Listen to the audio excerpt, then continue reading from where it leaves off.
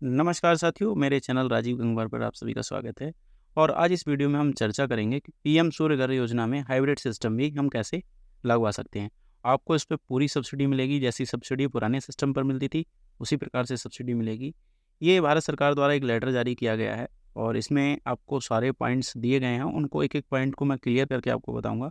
और सब्सिडी आप कैसे लेंगे, कितनी सब्सिडी मिलेगी, वो भी सभी पॉइंट इसमें मैं आपको क्लियर करने वाला हूँ। तो आइए जानते हैं इस नोटिफिकेशन के बारे में। दोस्तों, आप मेरे इस चैनल पर नए हैं तो चैनल को सब्सक्राइब कीजिए, लाइक कीजिए और दोस्तों के साथ शेयर करना ना भूलिए। तो चलिए वीडियो शुरू करते हैं। दोस्तों, ऊपर जो आप देख रहे हैं कि संख्या 318/75/2024 ग्रिड कनेक्टेड रूफटॉप भारत सरकार नवीन एवं नवीनीकरण ऊर्जा मंत्रालय, ये एक नोटिफिकेशन का नंबर है। और कार्यालय ज्ञापन क्या है, इसमें आप विषय में साफ-साफ देख सकते हैं कि आवासीय उपभोक्ताओं को सीएफए घटक के लिए पीएम सूर्य घर मुफ्त बिजली योजना के क्रियान्वयन के परिचालन दिशा निर्देशों के संबंध में है। तो पहला इसमें ये दे रखा है कि ये आवासीय उपभोक्ताओं को सीएफए घटक के लिए पीएम सूर्य घर मुफ्त बिजली योजना के क्रियान्वयन के लिए परिचालन दिशा निर्देशों की अधिसूचना के संबंध में दिनांक 7/6/2024 के कार्यालय ज्ञापन संख्या ऊपर जो दे रखी है जीएसटी के संदर्भित करता है। इसमें दोस्तों आपको ये जो नोटिफिकेशन है इसमें आपको ये बताया गया है कि इस योजना में आप हाइब्रिड इन्वर्टर भी लगवा सकते हैं। मेन जो इस वीडियो को बनाने का मेरा मकसद है कि आप इस योजना में, मैंने पहले भी कई बार आपसे कहा था कि योजना का बेहतर क्रियान्वयन तब हो सकता था जब इस योजना में आपको हाइब्रिड सिस्टम दिया जाता। अब इस योजना में हाइब्रिड सिस्टम आपको मिलने लगा है, तो ये योजना गाँव के लिए भी अब बहुत फ़ायदेमंद होने वाली है। तो दूसरा पॉइंट इसमें आता है हमारा कि उपर्युक्त दिशा निर्देशों के खंड में 5 का में कहा गया था कि छत पर सौर ऊर्जा स्थापना में अतिरिक्त प्रौद्योगिकी घटक जैसे कि छोटे पवन, हाइब्रिड बैटरी भंडारण, सौर ट्रैकर सिस्टम आदि शामिल हो सकते हैं। हालांकि अब तक ऐसा नहीं था, हाइब्रिड इन्वर्टर को इन्होंने इसमें नहीं लिया गया था, लेकिन अब इस योजना के अंतर्गत हाइब्रिड सिस्टम भी आप लगवा सकते हैं। इस योजना में मैंने हमारे जैसे कि मैं अभी उत्तर प्रदेश के रामपुर डिस्ट्रिक्ट में हूँ और यहाँ पर हमारे 2 वेंडर हैं। उन दोनों वेंडरों से मेरी बात हुई, दोनों ने कहा कि हाँ, आप इस योजना के अंतर्गत हाइब्रिड सिस्टम लगा सकते हैं, लेकिन हाइब्रिड सिस्टम लगाने से आपके सिस्टम की कॉस्ट जो है कुछ आपको बढ़ जाएगी। तो आप उसी के अकॉर्डिंग आप इस सिस्टम को लगवा सकते हैं। दोस्तों, गाँव देहात में लगवाएंगे तो मैं तो यही रिकमेंड करूँगा आपको कि आप इस योजना के अंतर्गत हाइब्रिड सिस्टम ही लगवाएं, क्योंकि हाइब्रिड सिस्टम ही गाँव के लिए बेहतर साबित हो सकता है। क्योंकि ऑन ग्रिड सिस्टम ग्रिड आने पर ही काम करता है, अगर ग्रिड नहीं है तो सिस्टम काम नहीं करेगा। तो इसलिए मेरा आप सभी से निवेदन है और कि आप अगर किसी गांव देहात एरिया में अगर आप इस योजना के अंतर्गत सिस्टम लगवा रहे हैं तो हाइब्रिड सिस्टम ही लगवाएं, भले ही आपकी कॉस्ट थोड़ी ज़्यादा हो जाए। कॉस्ट की चिंता ना करें, क्योंकि दोस्तों अगर आप थोड़ी कॉस्ट ज़्यादा हो जाएगी तब भी आपको फ़ायदा ही मिलने वाला है। इस योजना में तीसरा पॉइंट था कि दिशा निर्देशों में उपयोग प्रावधान बहुत स्पष्ट है कि बैटरी स्टोरेज सिस्टम वाले आरटीएस सिस्टम भी योजना के तहत सीएफए के लिए पात्र हैं। दोस्तों, इस लाइन से आप क्लियर हो रहा होगा कि इस योजना के अंतर्गत बैटरी स्टोरेज वाले सिस्टम भी इस योजना के पात्र हैं। मतलब ये कि आप ऑन ग्रिड सिस्टम की जगह हाइब्रिड सिस्टम लगाइए और हाइब्रिड सिस्टम के साथ बैटरी कनेक्ट करके अगर ग्रिड नहीं है तो आप अपने घर का लोड भी चला सकते हैं। तो दोस्तों, बहुत अच्छी अपडेट है और मैं तो कहूँगा इस योजना को पहले ही लागू होना था।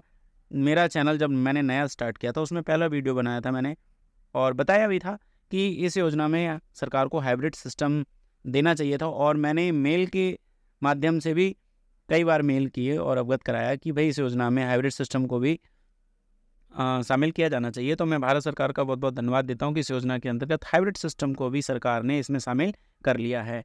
तो सभी सब्सक्राइबर की तरफ से सरकार को मैं धन्यवाद देता हूँ कि इस योजना में हाइब्रिड सिस्टम को आपने लागू कर दिया है।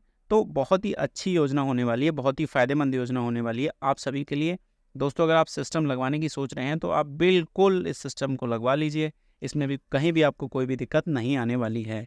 अगर आपको किसी भी प्रकार की कोई मदद चाहिए, टेक्निकली चाहिए आपको या फिर वेंडर से संबंधित चाहिए, तो आप मुझे कमेंट सेक्शन में जाके कमेंट कर सकते हैं। मेरी कोशिश रहती है कि जल्द से जल्द आपके कमेंट का मैं जवाब दूँ।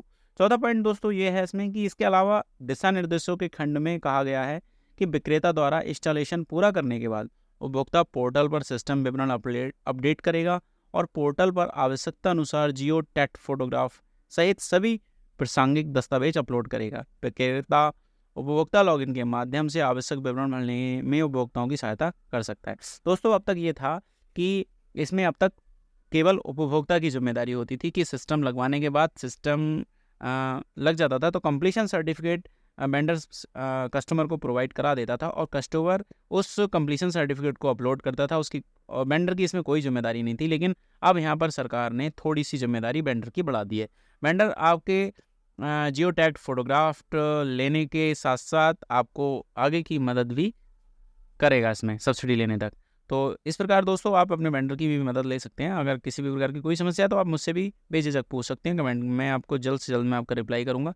हाँ, अगला पॉइंट दोस्तों इसमें आता है, इसमें यह भी बताया गया है कि कुछ डिस्कॉम अभी भी आरटीएस प्लांट की तस्वीरें लेने पर जोर दे रहे हैं जिसमें उपभोक्ता प्लांट के पास खड़ा हो। इस संबंध में ये फिर स्पष्ट किया जाता है कि ये खंड स्थापित आरटीएस प्लांट के साथ उपभोक्ता की मौजूदगी को अनिवार्य नहीं करता है, जिससे स्थापना के बाद राष्ट्रीय पोर्टल पर अपलोड किया जाना है। आरटीएस प्लांट को की केवल जियो टैगिंग की तस्वीरें ही राष्ट्रीय पोर्टल पर अपलोड की जानी है। दोस्तों मैं आपको इसमें बता दूं कि अब तक ये था कि जहाँ भी वेंडर सिस्टम लगाते थे तो साथ में जिसके नाम से सिस्टम लगता था उसको साथ में खड़ा करके वो लोग क्या करते थे, फोटोग्राफ्स खींचते थे। तो अब ऐसा कोई मैंडेटरी प्रावधान नहीं है कि जिसमें उपभोक्ता हमारा साथ में खड़ा होगा। आप केवल सिस्टम की फ़ोटो अपनी दीजिए और उसको क्या है जो पीएम सूर्य घर का जो हमारा पोर्टल है उस पर अपलोड किया जाएगा। दोस्तों इसमें जियो टैग सिस्टम जहाँ लगा है उसका होता है, ना कि कस्टमर का होता है। तो दोस्तों मैं बता दूं आपको कि जियो टैग में केवल और केवल सिस्टम के जियो टैगिंग की आवश्यकता होती है, ना कि उपभोक्ता की। विक्रेता संघों से आवेदन प्राप्त हुए हैं कि कुछ आवासीय उपभोक्ता उच्च क्षमता के सौर इन्वर्टर के साथ रूफटॉप सोलर प्लांट लगाने के इच्छुक हैं, यानी स्वीकृत कनेक्टेड लोड तक या आरटीएस प्लांट की स्थापना के लिए संबंधित नियमों के तहत अनुमत क्षमता तक और शुरू में कम पीवी क्षमता तक। इससे उन्हें बाद में इन्वर्टर बदलने बिना संबंधित नियमों के तहत अनुमति और सौर पीवी क्षमता बढ़ाने की सुविधा होगी। तो दोस्तों इसका मतलब ये हुआ कि कुछ उपभोक्ता ऐसे हैं जिनके पास क्या है कि मान लेते हैं किसी उपभोक्ता के पास 5 किलोवाट का सिस्टम है, किसी उपभोक्ता के पास 5 किलोवाट का कनेक्शन है और वो उपभोक्ता चाहता है कि वर्तमान में वह केवल 2 किलोवाट का पीएम सूर्य घर योजना के तहत सिस्टम लगाए, लेकिन इन्वर्टर वो चाहे तो 5 किलोवाट का यूज़ कर सकता है। बाद में चाहे तो वो इस सिस्टम को अपग्रेड कराना चाहे तो इसमें ऐसी कोई बाध्यता नहीं है। अब उपभोक्ता 5 किलोवाट के सिस्टम पे 2 किलोवाट का सिस्टम लगाकर और फ्यूचर में उसे 5 किलोवाट तक बढ़ा सकता है। तो ये भी एक अच्छी पहल आई है, क्योंकि बहुत सी जगह कुछ उपभोक्ता इस बात को लेकर परेशान थे कि 5 किलोवाट का सिस्टम है, हमारा कनेक्शन है तो हम 5 किलोवाट का ही सिस्टम ले पाएंगे।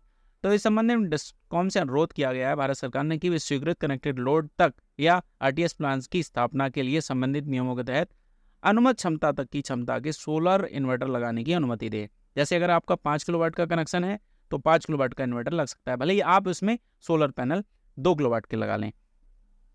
अगला है इसमें कि भले ही आवासीय उपभोक्ता द्वारा वर्तमान की कम क्षमता के सोलर पीवी मॉड्यूल लगाए जा रहे हों, उदाहरण के लिए उस राज्य का मामला ले जहां आवासीय श्रेणी के लिए आरटीएस प्लांट स्वीकृत लोड तक लगाया जाए। यदि उस राज्य का कोई आवासीय उपभोक्ता 10 किलोवाट का स्वीकृत लोड रखता है और 5 किलोवाट की सोलर पीवी क्षमता लगाने का इच्छुक है तो उपभोक्ता को 10 किलोवाट की क्षमता का सोलर इन्वर्टर लगाने की अनुमति दी जा सकती है। दोस्तों जैसा कि मैंने आपको पहले भी बताया था कि इसमें अगर आप किसी का 10 किलोवाट का है, अगर 5 किलोवाट का वो प्लांट लगाना चाह रहा है तो लगा सकता है, लेकिन इन्वर्टर 10 किलोवाट का चाहे तो 10 किलोवाट का वो इन्वर्टर लगा सकता है, यानी नियमों के तहत उपभोक्ता के स्वीकृत कनेक्टेड लोड के बराबर। हालांकि सीएफए केवल 3 किलोवाट और पीवी क्षमता के लिए जारी किया जाएगा जो कि पीएमएसबीवाई के पात्र है। दोस्तों मतलब यहाँ पर ये है कि आप 3 किलोवाट तक जो सब्सिडी है वो आपको इस तरीके से मिल पाएगी। तो दोस्तों बहुत ही अच्छी अपडेट है। मैं तो ये कहूँगा कि आप हर किसी को ये सिस्टम लगवाना चाहिए। दोस्तों मैं आपको भी बता दूं कि मैं भी एक बिजली का उपभोक्ता हूं और मैंने अभी तक क्या था इसी चक्कर में अपने घर पे ये पीएम सूर्य घर योजना के तहत सिस्टम नहीं लगवाया था, लेकिन अब मैं आपको बता दूं कि मैं भी इस योजना के लिए मैंने आवेदन कर दिया है और जल्द ही मैं इस योजना के तहत ये सिस्टम लगवाने के बाद आपको उसका डिटेल्ड रिव्यू मैं शेयर करूँगा। तो दोस्तों आप मेरे इस चैनल पर नए हैं तो चैनल को सब्सक्राइब कीजिए, आप लोग सपोर्ट कीजिए। पहले आपका बहुत अच्छा सभी का रेस्पॉन्स था, लेकिन बीच में आपका रेस्पॉन्स कम होता दिखाई दे रहा है। दोस्तों जेन्युइन जानकारी मेरे चैनल पर आपके लिए दी जाती है और काफ़ी रिसर्च के बाद मैं ये जानकारी, क्योंकि दोस्तों ये जो लेटर है वो 20/9 को आ चुका है, लेकिन मैं आज ये वीडियो बना रहा हूँ आपके लिए। आज तारीख 26 है, 26/10 को वीडियो बना रहा हूँ। काफ़ी रिसर्च, काफ़ी जानकारी लेने के बाद जब मैं कंफर्म हो गया हूँ कि हाँ इस योजना के तहत आपको सब्सिडी मिलेगी, तभी ये वीडियो मैं आपके लिए बना रहा हूँ। तो दोस्तों इस प्रकार से आप मेरे इस चैनल पर नए हैं तो चैनल को सब्सक्राइब जरूर कीजिए, क्योंकि आपका एक सब्सक्राइब मेरे लिए आगे बढ़ने के लिए प्रेरणा देता है, मुझे और वीडियो बनाने के लिए प्रेरित करता है। इसी प्रकार से आप अपना प्यार सपोर्ट बनाए रखिएगा। अगर किसी भी प्रकार की आपकी कोई भी क्वेरी है इस चैनल से संबंधित या वीडियो से संबंधित, कोई भी जानकारी लेना चाहते हैं, तो आप मुझे कमेंट सेक्शन में जाके कमेंट कर सकते हैं। मैं जल्द से जल्द आपके कमेंट का रिप्लाई ज़रूर करूँगा। तो इस प्रकार से दोस्तों आपको 6 के 6 पॉइंट मैंने आपको समझा दिया। अगर हाँ लेटर टैग करने की बात है तो मेरे आप टेलीग्राम चैनल पर चले जाइए, राजीव गंगवार के नाम से है, उस पर आप जाकर देख सकते हैं। Thanks for watching. जय हिंद, जय भारत, वंदे मातरम।